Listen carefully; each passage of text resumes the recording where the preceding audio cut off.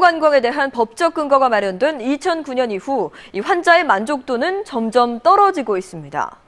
비싼 의료비와 불편한 의사소통이 가장 큰 문제인데요.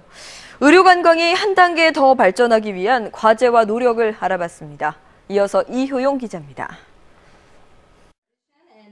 건강검진을 하러 왔다 폐에 이상을 발견한 미국인. CT 결과를 놓고 국내 의료진이 미국 의사와 화상 토론을 벌입니다. 검진에서 끝나는 것이 아니라 현지 병원과의 협진을 통해 향후 치료까지 연결해 주는 겁니다. 지자체가 나서서 같은 언어를 쓰는 간병인을 붙여주거나 사전 진료 정보 제공과 사후 관리를 도와주기도 합니다. 일회성 의료 관광을 넘어 일반 관광과의 활발한 연계도 과제로 지적됩니다. KBS 뉴스 이효용입니다. 서울시 내 기초단체들도 겨울나기에 도움이 필요한 가정들을 지원하고 나섰습니다. 값싼 연탄으로 겨울 추위를 이겨내는 가정들의 무료 연탄 배달이 시작됐습니다. 서초구는 어제 서초구 언남고등학교 학생들과 학부모 등 100여 명이 방배동 전원마을 비닐하우스촌 가정 20가구를 방문해 연탄 4,000장을 배달했다고 밝혔습니다. 연탄 넉 장이면 한 가정이 하루를 따뜻하게 보낼 수 있으니 50일 분량의 난방이 확보된 셈이죠. 연탄값 200만 원은 학생 등이 십시일반 모은 성금으로 마련됐습니다. 지금까지 시청에서 전해드렸습니다. 서초구가 올 초부터 관급공사나 용역, 물품 구입에 있어 수의계약을 폐지하고 공개 경쟁 입찰을 도입했습니다. 공무원 비리를 차단하기 위해서인데요. 잘 지켜지고 있는지 엄종규 기자가 점검해봤습니다. 지난해 서초구의 계약 건수는 총 1,230여 건.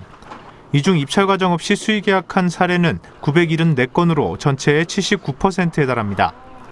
수의계약은 입찰과는 달리 경쟁 없이 계약 당사자인 구청이 하나의 업체를 임의로 선택할 수 있습니다.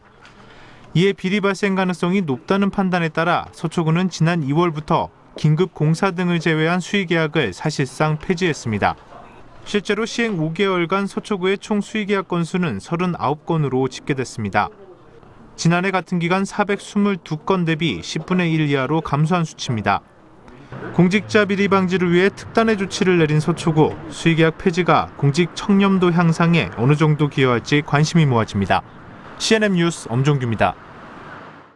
서울시 구청장협의회가 내년도 영유아 보육사업 국고보조금 인상을 국회와 정부에 요구했습니다.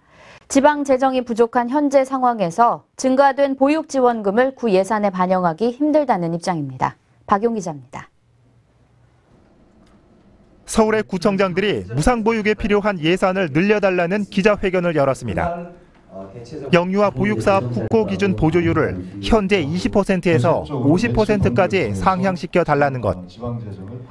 협의회는 성명서를 통해 정부의 밀어붙이기식의 보육정책으로 지방재정을 파탄에 이르게 하고 있다고 밝혔습니다.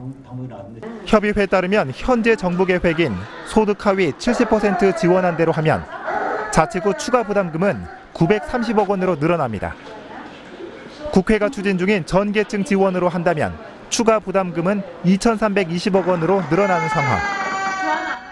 서울시 24개 자치구는 추가 부담금은 예산에 반영하지 않고 내년도 무상보육 예산을 올해와 같은 수준인 2,470억 원으로 동결하겠다는 입장입니다.